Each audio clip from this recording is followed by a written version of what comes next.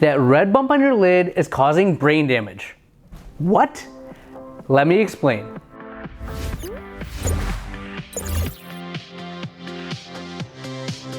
A red bump on your lid, also known as a stye, is an infection of your meibomian glands.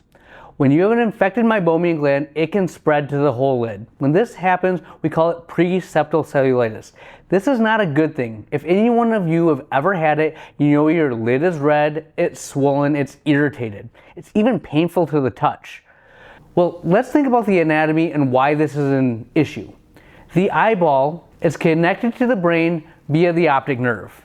Well, the optic nerve is right behind your lid. If the infection in your lid spreads to the optic nerve, spreads behind the eye, you now have orbital cellulitis. You have an infection in your brain. All right, brain infection is an emergency. If you spike a fever, if you have pain on eye movement, when you have a red swollen lid, we are gonna send you to the ER immediately. You need IV antibiotics to fight that infection. That is an eye emergency.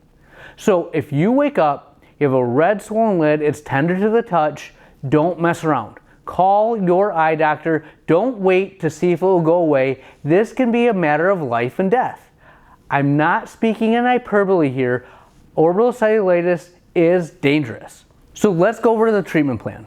If you wake up, you have a red swollen lid, number one, start doing warm compresses. And I'm not talking about a warm compress with your washcloth. A washcloth is gonna stay hot for about 10 seconds and then it's gonna go cold. You need sustained heat. You need a Bruder mask or a tranquilized mask. This will give you sustained heat for about 10 minutes.